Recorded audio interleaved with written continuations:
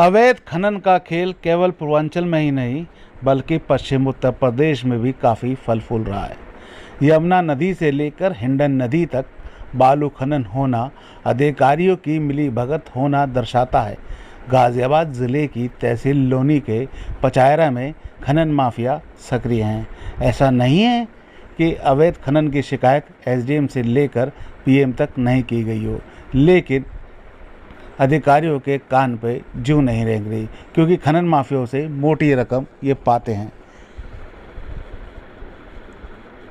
अक्सर अवैध खनन की शिकायत प्रशासन को करते रहे हैं। सूत्रों की माने तो खबर छापने वाले पत्रकार अशोक शर्मा पे जान से मारने की धमकी भी ये खनन माफिया दे चुके हैं, जबकि पत्रकार ने अपनी जान को खतरा बताते हुए आला अधिकारियों से सुरक्षा की मांग की थी, लेकिन उन्होंने इसके बावजूद उनको कोई सुरक्षा मुहैया नहीं कराई गई। सूत्रों की माने तो लोनी के पचायरा इलाके में यमुना नदी के किनारे बालू रेत का पट्टा मुमताज़ अली के नाम पर आवंटित है, लेकिन मुमताज़ अली वहाँ से खनन नहीं कर रहा है और यमुना नदी के अंदर जेसीबी और पुकलाइन लगा के खनन कर रहा है, जिससे गंभीर स्थिति बनी हुई है और यमुना नदी की धारा भी बदल सकती है, जो एक बड़ा हादसा हो सकता है। हम आपको वीडियो में दिखा रहे हैं किस तरीके से पुकलाइन जेसीबी वहाँ पे काम कर रही हैं, जबकि खनन के लिए पुकलाइन बिल्कुल अवैध होती है। लेकिन ऐसी कौन सी परेशानी, ऐसी कौन सी शक्ति है जो योगी राज में भी मुमताज़ अली का ये पट्टा अवैध खनन कर रहा है और इस पे कोई कार्रवाई नहीं हो रही? यानी कि सत्ता कोई भी हो, मलाई खाने वाले अधिकारी अपनी मलाई चाटते ही रहते हैं और उसी की बदौलत मुमताज़ अली जैसे लोग यमुना की छाती पे पुकलाइन चलाते ही रहते हैं। और जब कोई पत्रकार इस पे आवाज़ उठाता है तो उसे मारने की धमकी दी जाती है। हमारी बात जब अशोक शर्मा से हुई तो उन्होंने बताया कि इस हालातों में भी वो वहाँ पे कवरेज करने जाने के लिए कहते हैं, लेकिन प्रशासन ये उन्हें कोई सुरक्षा मुहैया नहीं करा रहा और अवैध खनन करने वाले उन्हें मारने की तलाश में लगे रहते हैं। लेकिन जब उन्होंने बात करी कि अवैध खनन वाले उनके पास आए थे और समझौते की बात कर रहे थे, जिसे उन्होंने सिरे से ही नकार दिया और इसकी शिकायत वो पीएम से करेंगे और यमुना नदी को बचाने में पूरी तरीके से तत्पर दिखाई दिए अशोक शर्मा। लेकिन सबसे बड़ी बात ये आती है कि जिस तरीके से यहाँ पे पट्टे का दुरुपयोग हो रहा है, तो क्या प्रशासन उस पर कोई कार्रवाई करेगा या इसी तरीके से यमुना की छाती पे पुकलाइन चलती रहेगी? ब्यूरो रिपोर्ट, आप अभी तक। नमस्कार, आप देख रहे हैं आप अभी तक। आप अभी तक के कार्यक्रम में हमारे साथ मौजूद हैं आज शहर के वरिष्ठ पत्रकार जो पिछले 20 साल से अपनी पत्रिका निकाल रहे हैं और सिस्टम से लगातार लड़ते रहे हैं। सिस्टम से लड़ने के कारण इन्होंने कई बार अधिकारियों की दिक्कतें झेली हैं।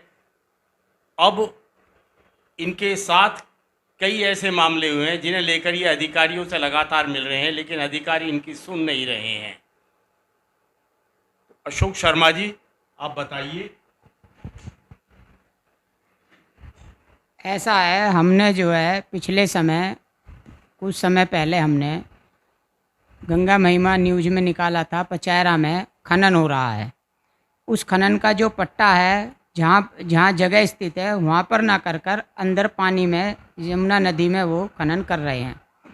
उसका जीता जागता सबूत ये है कि हमारे कुछ संवाददाता वहाँ गए भेष बदल कर, जैसे जाते हैं अपनी रिपोर्टिंग करने, और वहाँ से उसकी सच्ची तस्वीरें खींच कर ले आए, कुछ वीडियो बना कर ले आए। हमने वो वीडियो यहाँ खनन अधिकारी को और कुछ हमने पत्र के माध्यम से एडीएम फाइनेंस खनन अधिकारी डीएम साहब के यहाँ रिसीव करा दिए हैं। लेकिन क्या हो रहा है, कुछ समय से वो खनन ऐसा का ऐसा चल रहा है जिससे सीधा सीधा राजस्व की हानि हो रही है और कहीं ना कहीं जलधारा भी चेंज हो रही है। अब वहाँ पर जो है इस तरीके का काम करते करते देखते हुए जो खनन के ठेकेदार हैं वो एक दिन हमें फ़ोन करते हैं और हमें उन्होंने अपने पास बुलाया। बुलाने के बाद उन्होंने जो है हमें डराने का प्रयास करा। वो हमसे बोले कि वहाँ पर खनन का काम ऐसे जैसे आप बोल रहे हो ऐसा नहीं हो रहा है। तो अशोक शर्मा जी, आप ये बताइए कि आपके लगातार आवाज़ उठाने के बाद भी वे कौन अधिकारी हैं जिनके शेल्टर में वहाँ खनन माफिया खुले तौर पर अपना खेल खेल रहे हैं, जबकि प्रदेश के मुख्यमंत्री माननीय योगी आदित्यनाथ जी का कहना है कि माफियाओं पर लगातार उनका डंडा चलेगा और फिर भी माफिया कर रहे हैं। इसे आप क्या समझते हैं, किनका शह हासिल है? देखिए, ऐसा है, जो मेरे संज्ञान में है मामला, मैं तो उन्हीं को बोलूँगा जिन्हें मैं पत्र दे रहा हूँ, और जिनका खुद कार्य है उस कार्य को मैं खुद उन्हें अवगत करा रहा हूँ। खनन अधिकारियों की नॉलेज में ये चीज़ है, एडीएम फाइनेंस की नॉलेज में ये चीज़ है, और डीएम साहब की नॉलेज में ये चीज़ है। लेकिन इन तीनों की नॉलेज में ये चीज़ होने के बावजूद भी वह उस कार्य को रोकने में किसी तरीके से भी कामयाब नहीं हो पा रहे हैं। या तो ये मान लो कि खनन का जो कारोबार है, जिस तरीके से वहाँ से खनन किया जा रहा है, पोकलैंड मशीन चलाना अलाउ नहीं है, लेकिन वहाँ उसके बाद भी पानी में से वो जो है पोकलैंड मशीन चल रही है और उसको खनन कर रही हैं। अब उसके बाद में जो है अधिकारी इस चीज़ पे चुप्पी लगाए हुए हैं, कह देते हैं हमसे कानूनी कार्रवाई हम करेंगे, लेकिन वहाँ कुछ नहीं हो रहा है। यहाँ तक कि रात में भी वहाँ से जो है डंपर लोड हो के निकल कर आते हैं। अब हम वहाँ पे मौके पे इसलिए नहीं जा पा रहे कि हमने इनसे सुरक्षा की गुहार लगाई है, सुरक्षा इन्होंने अभी तक हमें दी नहीं है जिससे कि हम और सच्ची तस्वीरें ला सकें। पर लेकिन एक दिन ऐसा आएगा कि हम जो है कुछ ना कुछ और रास्ता निकालेंगे और इस चीज़ को ज़्यादा से ज़्यादा ऊपर तक लोगों को जागरूक करेंगे, अधिकारियों को जागरूक करेंगे। और इस चीज़ से जो राजस्व की हानि हो रही है, हमारा देश पहले ही कर्जे में है, उस कर्जे को जो है किसी तरीके से बचाया जाए, उस कर्जे को माफ़ करवाया जाए, कुछ रोकने का रास्ता बनाया जाए, तो वो एकमात्र है जो पैसा विकास के लिए देश ने दिया है हर एक राज्य को। लेकिन हम उत्तर प्रदेश के यहाँ निवासी हैं, हम इसके लिए जो है कुछ खनन से जो है राजस्व की हानि होने से रोकेंगे और विकास के लिए ज़्यादा से ज़्यादा पैसा जो आता है उसकी हम सुरक्षा करेंगे। लोनी के अलावा भी ज़िले में कहीं खनन हो रहा है, ये जानकारी आपको है? कई गाँव से मिट्टी लगातार उठ रही है, हर गांव से, मुरादनगर क्षेत्र से, मोदीनगर क्षेत्र से, और वहाँ से उठने वाली मिट्टी दिल्ली तक जा रही है। इस संबंध में कुछ कहेंगे? अभी हम जो है इसमें अपनी जो खोजी पत्रकारिता करेंगे, जिसमें हमारे को संज्ञान में आया है कि ईंटों के जो भट्टे हैं इसमें भी जो है खनन जिस तरीके से होना चाहिए वो उस तरीके से नहीं हो रहा। अभी हम इसके एक्ट पढ़ेंगे, एक्ट पढ़ने के बाद हम उसका जो है अवलोकन करेंगे, उससे हम इस चीज़ को धीरे धीरे पहले अधिकारियों को लिखित में देंगे, फिर उसके बाद मौके पर निरीक्षण करेंगे, और इतना करने के बाद फिर हम इस चीज़ का भी खुलासा करने वाले हैं।